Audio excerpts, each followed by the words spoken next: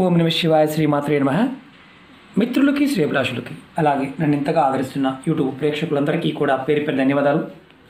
మిత్రులరా, మీ అందరికీ పరాదేవత ఎల్లవెల్లలా మీతో ఉండి మీ మనోవాంఛ నెరవేర్చాలని మనస్ఫూర్తిగా కోరుకుంటున్నాను.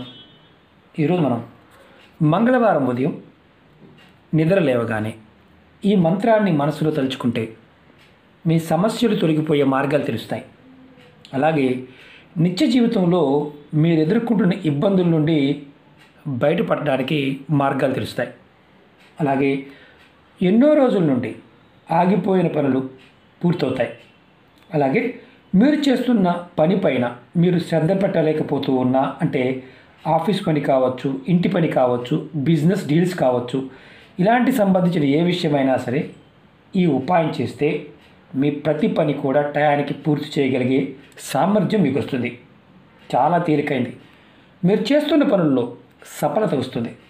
అలాగే శత్రువుల నుండి మీరు ఎప్పుడైనా సరే ఇబ్బంది పడుతూ ఉంటే, మిమ్మల్ని ఇబ్బంది పెడుతూ ఉన్నా సరే ఈ ఉపాయం చేయడం వల్ల శత్రువుల నుండి కూడా విముక్తి లభిస్తుంది. అంటే వారు మిమ్మల్ని ఇబ్బంది పెట్టడం మానేస్తారు. అలాగే జాతకరీత్యా కుజగ్రహం బలపడుతుంది.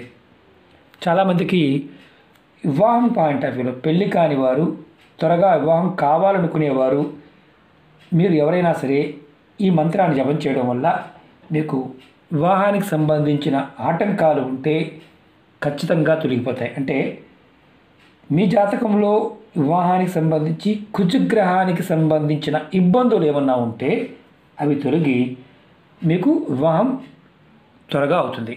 అలాగే చేస్తున్న పనుల్లో ఏదైనా మీరు పని చేస్తున్నారు, ఆటంకాలు లేకుండా పూర్తవడానికి ఈ మంత్రం మీకు ఉపయోగపడుతుంది. అలాగే ముఖ్యమైనది ఏంటంటే ధనరాబడికి సంబంధించి మీకు ఎవరికైనా సరే, అంటే వ్యాపారం చేస్తున్నవారు కావచ్చు, అందులో రియల్ ఎస్టేట్లో ఉన్నవారు కావచ్చు, భూములు అమ్ముతున్నవారు కొంటున్నవారు కావచ్చు, అలాగే ఇల్లు కొనుక్కోవాలనుకుంటున్నాము, ఇల్లు కొనుక్కోలేకపోతున్నాము, ఎవరైతే ఇలా ఉన్నవారు కూడా ఈ మంత్రాన్ని చేయటం వల్ల ఖచ్చితంగా ఆటంకాలు తొలగిపోయి మీరు పూర్తి చేయగలుగుతారు.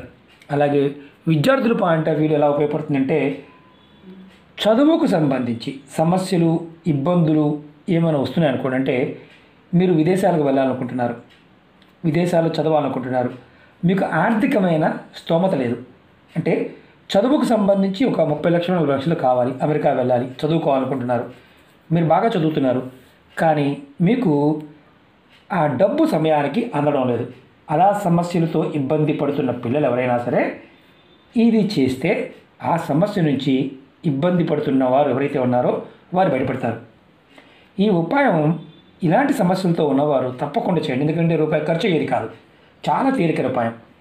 ఈ ఉపాయాన్ని ఆడవారైనా మగవారైనా చేయవచ్చు. ఆడవారు అంటే నెలసరి సమయంలో మాత్రం చేయకూడదు, అది గుర్తుంచుకోండి. మంగళవారం ఉదయం నిద్ర లేవగానే ముందుగా మీ 2 చేతులు చూసుకోండి. లేచిన తర్వాత భూమాతకి నమస్కారం చేయండి. మరి మేము అపార్ట్మెంట్లో ఉంటామండి, భూమి ఉంటుంది, మరి పరిస్థితి ఏంటి? మీరు లేచిన తర్వాత ఫ్లోర్కి నమస్కారం చేయండి అని అర్థం. తర్వాత ఈ మంత్రాన్ని మీరు మనసులో 9 సార్లు తలుచుకోండి. మీరు ఏ గదిలో అయినా సరే ఈ మంత్రం తలుచుకోవచ్చు. మంత్రం తలుచుకునేటప్పుడు మీ ముఖం తూర్పు వైపుకు ఉండాలి. ఇది 2 విధాలుగా చెప్తాను, ఈ 2 విధాలుగా చూడండి మంత్రం ఎలా చేయాలనేది. అలాగే మీకు ఈ వీడియో నచ్చినట్లయితే లైక్ చేయండి, ఛానల్ని సబ్స్క్రైబ్ చేసుకోండి, పక్కనే ఉన్న గంట సింబల్ని యాక్టివేట్ చేసుకోండి. మీకు నచ్చితే 10 మంది మిత్రులకి షేర్ చేయండి. అలాగే అనేక రకాల సమస్యల మీద వీడియోలు చేయడం జరిగింది. నా ఛానల్లో ఉన్న వీడియోస్లోకి వెళ్ళండి, లేదా ప్లేలిస్ట్లోకి వెళ్ళండి. మీరు ఆచరించగలిగేదాన్ని ప్రయత్నించండి. నమ్మకం, విశ్వాసం ఇవి కంపల్సరీగా ఉండాలి. ఇవి 2 లేనివారు పొరపాటు చూడవద్దు, ప్రయత్నం చేయవద్దు. ఎందుకంటే ప్రాకృతికమైన శక్తి మనకి ఎప్పుడూ కూడా ఇవ్వడానికి సిద్ధంగా ఉంటుంది, పట్టుకోవడానికి మనం సిద్ధంగా ఉండాలి. అలాగే కొత్త ఛానల్ లింక్స్ కూడా వీడియో డిస్క్రిప్షన్లో ఇచ్చాను.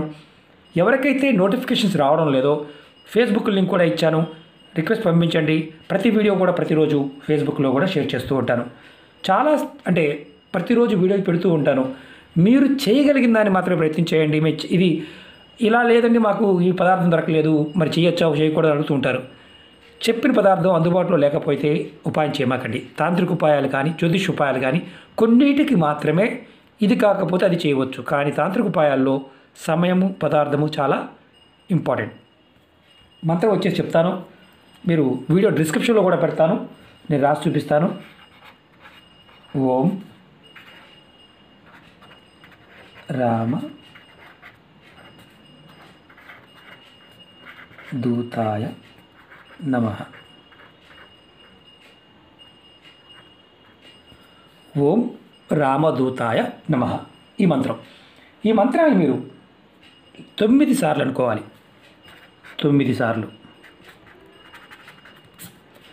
అంతేగాని ఎక్కువ అనుకోవాల్సిన అవసరం లేదు.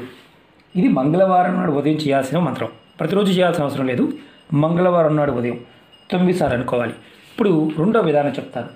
మీరు ఉదయం నిద్రలేవగానే తలుచుకోవడం మర్చిపోతే, మరొకసారి చెప్తున్నాను, మీరు ఉదయం నిద్రలేచిన తర్వాత తలుచుకోవడం మర్చిపోతే మీరు స్నానం చేస్తున్నప్పుడు మీ కుడి చేతిలోకి నీళ్ళు తీసుకోండి. ఇలా తీసుకొని కొద్దిగా నీళ్ళు తీసుకోండి. ఈ మంత్రాన్ని మనసులో 9 సార్లు అనుకోండి. మనసులో తలుచుకోండి. తలుచుకున్న తర్వాత ఈ నీళ్ళని మీరు తాగండి. తర్వాత స్నానం చేయడానికి వెళ్ళండి. అంటే తర్వాత స్నానం చేయండి. ఈ ఉపాయాన్ని ప్రతి మంగళవారం చేయండి. ప్రతి మంగళవారం నెలసరి ఉంటే ఆపేయండి. చాలా అద్భుతమైన ఫలితం మీకు వితిన్ డేస్లో చూస్తారు. అంటే ఈ ఉపాయం చేసిన రెండో రోజున కూడా ఫలితం కనిపిస్తుంది. ప్రయత్నపూర్వకంగా చేయండి, నమ్మకంతో చేయండి. ఖచ్చితంగా అమ్మవారి యొక్క అనుగ్రహంతో ఖచ్చితమైన ఫలితం వస్తుంది. ఈ మంత్రాన్ని నేను వీడియో డిస్క్రిప్షన్లో కూడా పెడతాను. ఈ 2 విధానాల్లో మీరు ఏదైనా చేయవచ్చు, ఇబ్బంది ఏమీ లేదు. కాబట్టి ప్రయత్నపూర్వకంగా చేయండి. అలాగే మీకు నా విన్నపం ఏంటంటే, ఏది చేస్తున్నా ఉపాయం, సమయము, పదార్థము ఇది గుర్తుంచుకోండి. 10 సార్లు చేయాలి అంటే 10 సార్లు చేయండి. ఒకవేళ మధ్యలో చేయలేకపోయాము అంటే తర్వాత మళ్ళీ ప్రయత్నించేయండి. అంటే కంటిన్యూ చేయండి. దానివల్ల ఫలితం వస్తుంది. సగం చేసి ఫలితం రాలేదు అనుకుంటే పొరపాటు. కొంతమందికి పూర్వకర్మ శాపాల వల్ల అసలు ఎన్ని చేసిన ఫలితాలు రావు.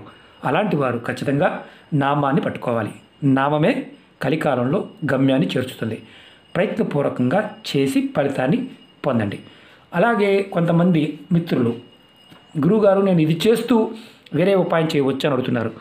ఏ ఉపాయంలో అయినా సరే, మళ్ళీ పదే చెప్తున్నాను, ఏ ఉపాయంలో అయినా సరే ఈ ఉపాయం చేస్తూ వేరే ఉపాయం చెయ్యవద్దు అంటే చేయవద్దు.